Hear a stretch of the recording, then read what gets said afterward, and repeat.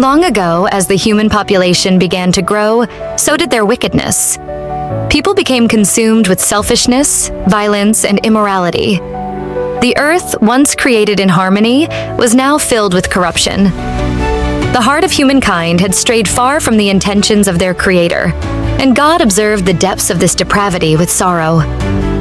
God's grief was not born of anger alone, but of heartbreak over the disobedience of His creation. He saw that every inclination of the human heart was evil, and the beauty of the earth was overshadowed by darkness. In His justice, God resolved to cleanse the earth and start anew. "I will wipe from the face of the earth the human race I have created, and with them the animals, the birds, and the creatures that move along the ground," He declared. Yet, even in this decree of judgment, God's eyes searched for a glimmer of hope. This hope came in the form of Noah, a man righteous and blameless among the people of his time. While others had abandoned God's ways, Noah walked faithfully with Him. Though the world around him had turned to chaos, Noah's life shone as a beacon of obedience, and he found favor in the eyes of God. Among all humanity, Noah stood apart. His life reflected a deep reverence for God, and his heart remained steadfast in an age of moral decay. It was because of this righteousness that God chose Noah to carry out an extraordinary mission. God revealed His plan to Noah. A great flood would come to cleanse the earth of its corruption. This would not be an act of cruelty, but of restoration, a necessary step to bring the world back into balance. Yet, God's judgment was tempered with mercy. Through Noah, a remnant of life would be preserved. "Noah," God said, "you and your family have found favor with me. I am about to bring floodwaters on the earth to destroy all life under the heavens. Everything on earth will perish, but I will establish my covenant with you." Noah's family, his wife, his 3 sons, Shem, Ham, and Japheth, and their wives were included in this covenant. Together, they would be the foundation of a new beginning for humanity. Noah listened carefully to God's instructions, understanding the weight of the responsibility placed upon him. He trusted in God's wisdom, even when faced with such a daunting task. God provided Noah with detailed instructions to construct an ark, a massive vessel that would serve as a refuge from the coming deluge. The ark was to be made of cypress wood and coated with pitch inside and out to make it watertight. It would measure 300 cubits in length, 50 cubits in width, and 30 cubits in height, with 3 decks and a single door on the side. This was no ordinary task. The ark's sheer size and complexity required immense effort and unwavering faith. Yet, Noah obeyed without hesitation. Day after day, he and his family labored to bring God's vision to life. As they worked, Noah likely endured the ridicule of his neighbors, who could not comprehend the purpose of this strange construction. Still, Noah pressed on, fueled by his faith in God's promise. God also instructed Noah to gather provisions, enough food to sustain his family and the animals that would accompany them. The ark was not merely a vessel for survival, but a sanctuary for preserving the diversity of life on earth. Noah's obedience was absolute, and he did everything just as God commanded. As the completion of the ark neared, God gave Noah further instructions. "Take with you 7 pairs of every kind of clean animal, a male and its mate, and 1 pair of every kind of unclean animal, a male and its mate, and also 7 pairs of every kind of bird, male and female, to keep their kinds alive throughout the earth." This monumental task required careful planning and extraordinary coordination. Yet, as Noah prepared, the animals came to him, guided by divine intervention. Lions and lambs, eagles and sparrows, elephants and mice, creatures of all shapes and sizes arrived in pairs. It was a miraculous sight, a testament to God's power and provision. Noah ensured each animal was secured within the ark, with adequate space and provisions for their journey. The trust and harmony among the animals, who would ordinarily be predators and prey, underscored the magnitude of the event. The ark became a microcosm of creation, a floating Eden ready to weather the storm. At last, the day came when the floodwaters would begin. God commanded Noah, his family, and all the animals to enter the ark.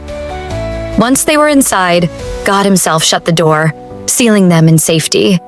Then the heavens opened and rain poured down in torrents.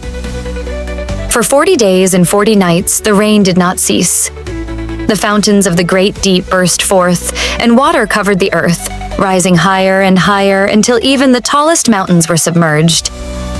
Outside the ark, chaos reigned. Rivers overflowed, and entire landscapes disappeared beneath the waves. Every living creature not sheltered within the ark perished, fulfilling God's decree. Yet inside the ark there was peace. The vessel floated upon the vast expanse of water, carrying its precious cargo of life.